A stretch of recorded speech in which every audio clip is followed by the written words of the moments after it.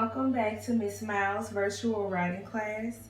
So today we're going to be talking about how to respond to an expository writing prompt using an expository writing plan. Now, anytime you are responding to a writing prompt, you need to make sure that you plan out your ideas so that your writing will be successful. In order for your writing plan to be successful, you need to make sure you use a strategy. The more strategic your plan, the more successful your writing will be. The strategy that I like to use in my classroom is the racist strategy. And so in this video today, I'm going to be explaining this strategy to you and also modeling the steps or the process for using this strategy to write an expository writing plan for a successful response to an expository writing prompt. Before we go on, I want to tell you what an expository writing prompt is, okay? An expository writing prompt is a prompt that asks you to explain or describe something in the text. It may also ask you a very specific question about the details or events in a text. In order to determine if a prompt is an expository writing prompt, we need to use a pre-planning strategy. The pre-planning strategy I like to use in my classroom is takes. If we read the writing prompt, we can use the takes strategy to determine the T, type of writing, the A, audience, K, keywords, E, our own personal experience, and S, the style of writing. We are going to practice that today using the prompt that we will also be practicing the race plan with. Follow along as I read the prompt aloud. You have just read The Peanut Man about George Washington Carver's use of the peanut. Write an essay explaining how George Washington Carver helped poor African American farmers. Support your response with evidence and examples from the text. This is typically what a writing prompt would look like on an assessment. However, the actual prompt is going to start with the word write. This is where you need to draw your attention, at the word write. And this is where we're going to start using that take strategy. So to determine the T, type of writing, we look at what it tells us to write. In this case, it says write an essay. Essay is our type of writing. And because essay is our type of writing, our audience is going to be someone who would most likely read an essay, like a professional. Next is the keywords. To determine the keywords, we need to find the question in the prompt. In order to determine the question in the prompt, look for the question word. Words that typically begin a question like who, what, when, where, how, and why.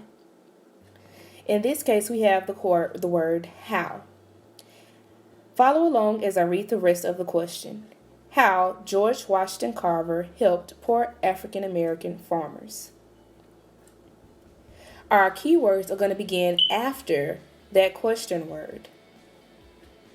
George Washington Carver helped poor African American farmers is our keywords.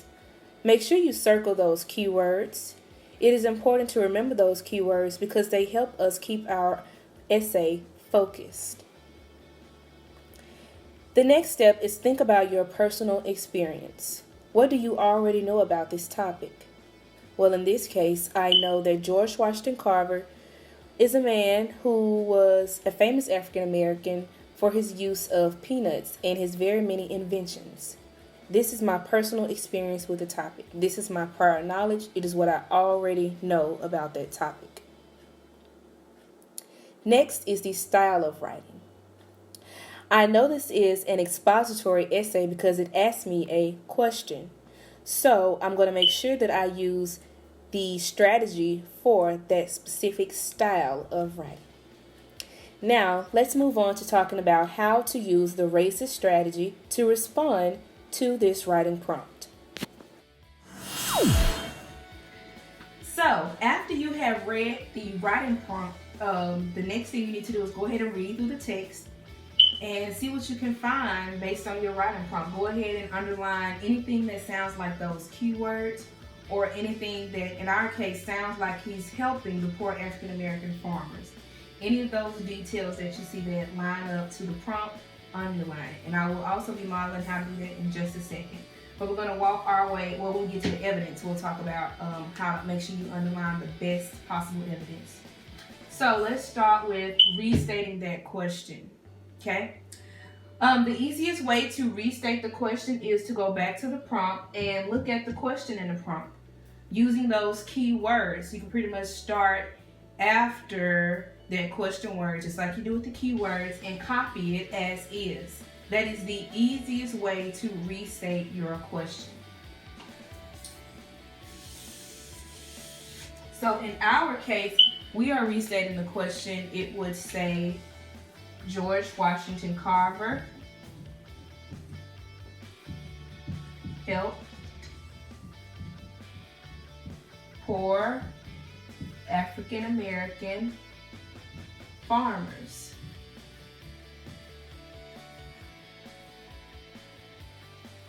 And that is how we restate the question, the easy way.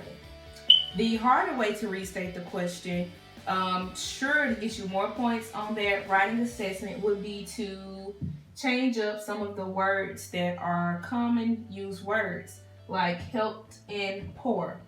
We can change these words out for synonyms. So instead of saying George Washington Carver helped poor African American farmers, I can say George Washington Carver assisted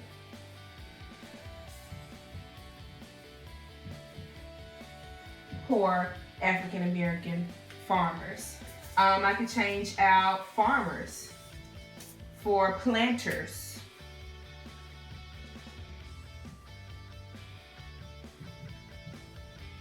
Now, of course, you won't have synonyms for all of the words, such as African Americans or George Washington Carver.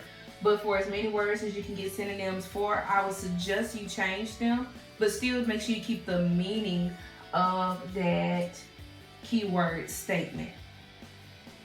Our next step will be to answer the question. So we will have to go back and read through the text and determine our answer. We need to make an inference based on the text in order to determine our answer. So we're going to take a look at the text next. All right, so this is the text. Like I said, we're going to go ahead and determine the answer. We're going to see if we can figure out what the answer is, and then see if we can cite some evidence to support that answer, okay? So if I'm thinking about my keywords, which were, if I look at my restate, it's in my plan, I'm going to be seeing these words over and over and over again, because remember, they help keep us focused on exactly what we're supposed to be writing about. And you want to always refer back to those keywords to keep you from making the fatal flaw of summarizing. We never want to summarize when we have a writing prompt unless the prompt asks us specifically to summarize. Please keep that in mind. So if I look back at my keywords or my restate, which are pretty much the same thing, they say George Washington Carver assisted poor African American planters. This is what I'm looking for as I'm scanning through the text after I have fully read through the text the first time, okay? I'm looking to see the words helping African American farmers, poor African American farmers, assisting poor African American farmers, or unfortunate planters. Looking for synonyms for those keywords or those exact words. So if I'm kind of just skimming through paragraphs, paragraph 2, this is still more about his life. I see some words, poor African American farmers, so let's read through this paragraph. This was especially bad for poor African American farmers who relied on selling cotton to support themselves. Carver was dedicated to helping those farmers, so he came up with a plan. I think this plan is going to be our answer. Let's keep reading. Carver knew that certain plants put nutrients back in the soil. One of those plants is the peanut. Peanuts are also a source of protein. Okay, doesn't quite sound like the plan, so I'm going to keep on reading. Carver thought that if those farmers planted peanuts, the plants would help restore their soil, provide food for their animals, and provide protein for their families. Quite a plant. I think that is the plan. So I'm going to highlight this because to me it seems like that peanut is going to do a lot for those families to help them, like restore the soil. If I'm a planter or a farmer, I definitely want something that's going to keep my soil nice and healthy.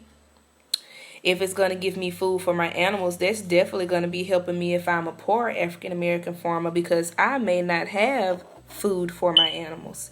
Then it also provides protein for my family. Again, a very big help to me if I'm a poor African American farmer, because I may not have the most protein rich foods already at my house. So let's think of how we can state our answer now. Remember, we do not want to use exactly what the text says. What I have just highlighted, although this is how I have determined my answer, I cannot write this as is for my answer. And the reason why is because if I do that, this will take away from some potential evidence that I could use later on when I'm getting ready to cite my evidence.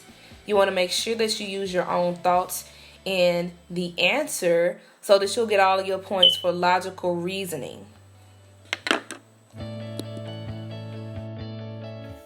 Alright, so again, we have to make an inference based on the text. We have found our answer in the text. Now we just need to make an inference based off what that answer is. So our text told us that Carver thought that these peanuts would restore the farmer's soil, provide food for their families, and also provide food for their animals. So if he thought this much of the peanut, then I can infer that George Washington Carver assisted those planters by telling them to plant peanuts.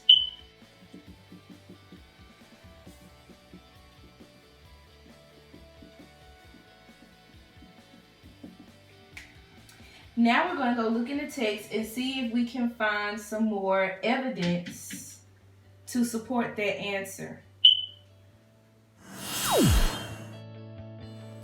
Alright, so now that we have found and stated our answer in our own words using an inference that we've made, snaps to us, we can go ahead and scan through the text for some evidence. So we need to look at how these peanuts are going to help these farmers. Why would he tell these people to plant peanuts as a way to help them?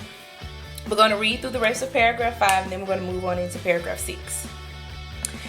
In 1896, peanuts were not even recognized as a crop in the United States, but Carver would help change that.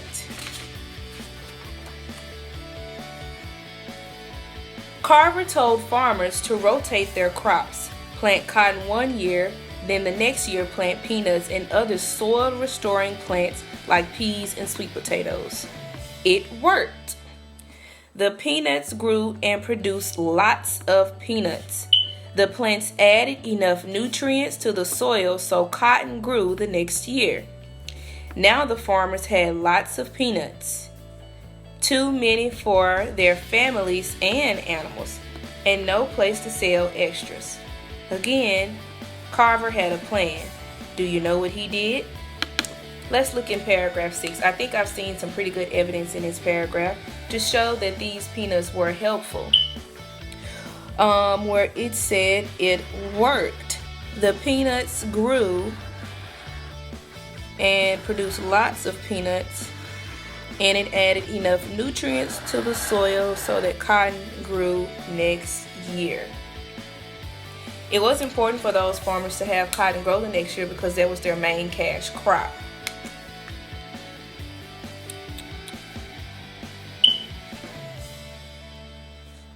So now let's pause. We found our evidence in the text. Now we need to write this evidence into our plan, and I'm going to be showing you how to do that next. Alright, so when you are getting ready to cite your evidence on your race strategy paper, you need to make sure that first you start off with an evidence sentence starter phrase, okay? And this is going to be like one of these transition words that we see down here to really help us connect those ideas. Now, what you don't want to do is just start citing off evidence, because then you may lose points for what's called stacking or listing evidence and not showing any connection between those ideas. So we definitely want to make sure that we frame it that this is evidence, okay? So we'll pick one of these here at the bottom, and let's go with the first one, based on the text. So we're going to use an evidence sentence starter phrase first. Let's go with based on the text.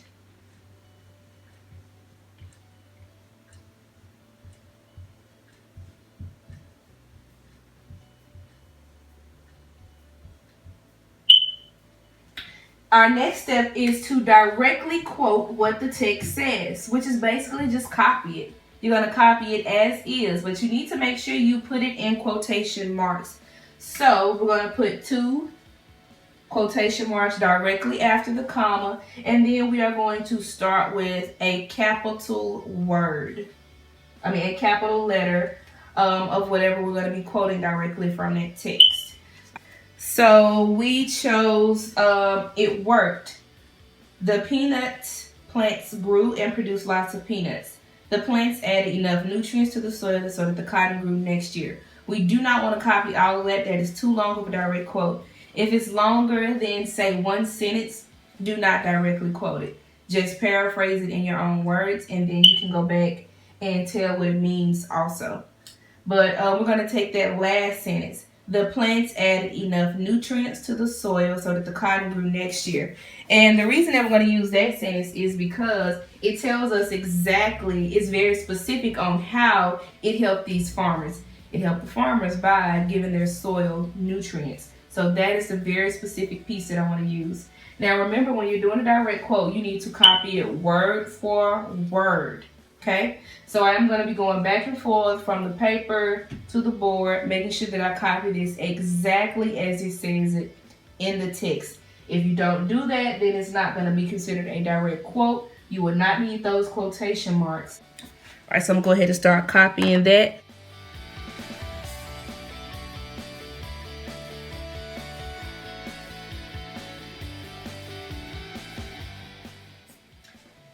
Alright, so now that we have our evidence directly quoted from the text, our next step is to explain that evidence. We need to tell what it means in our own words, okay? So we're going to look at what this statement is saying and just figure out how to say it in our own words, the best way that we understand it. The plants added enough nutrients to the soil so cotton grew the next year. So if I'm writing this in my own words, let me think of what nutrients are. I know that nutrients are like food that helps you grow big and strong. And if nutrients are going into the soil, it's like food going into the soil. So if I want to explain this in my own words, I could probably say this means that the plants put food in the soil so that the cotton could use it to grow.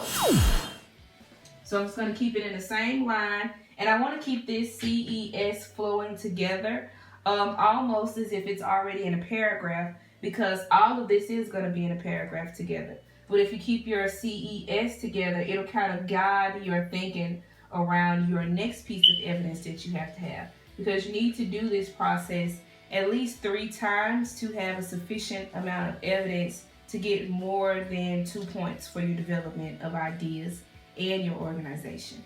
Okay? So I'm going to go ahead and write down my explanation. And again, I just kind of paraphrased what I saw and told you what I thought it means. And I think this means that the plants put some food into the soil so that the cotton can grow. All right, so the last step in our racist strategy is to tell why that evidence supports your answer, okay? And we're going to do that by just telling why this evidence is significant. And so we can start this off by saying this is significant or this matters because, and then tell why we chose this evidence. Well, before we start writing, let's go ahead and kind of flush out those thoughts for why we chose this evidence. Well, my evidence says that the plants added enough nutrients to the soil so that cotton grew the next year. Well, why would that help poor African American farmers? Well, I know if you're a farmer, most farmers don't plant just one type of crop each year. They plant multiple crops throughout the year. And if those peanuts added some nutrients or some food to the soil for that cotton, then that's helping the farmers because now they don't have to do anything to the soil to make it good for cotton. The soil is already restored because it used those fantastic peanuts. All right, so now that we have completed the full race strategy on our expository writing plan with only one round of evidence, we're going to stop just to check our thinking to make sure that what we have aligns with our prompt and also aligns with the standards and guidelines of our rubric, okay? So let's just read through it and make sure we're staying on topic, make sure it's focused, make sure our evidence is cited correctly. So let's read through what we got. George Washington Carver assisted poor African American planters by telling them to plant peanuts. Based on the text, the plants added enough nutrients to the soil so that cotton grew the next year. The peanuts put food in the soil so that the cotton can grow. This matters because the peanuts that George Washington Carver told the farmers to plant restored the soil so farmers could grow more crops to sell. I think that shows how he helps them because if they can sell the crops, then they can make money and come out of poverty. Thank you for watching this video. I hope you learned something and I hope you can apply this strategy to when you have to write or respond to an expository writing prompt. Thank you so much for watching. And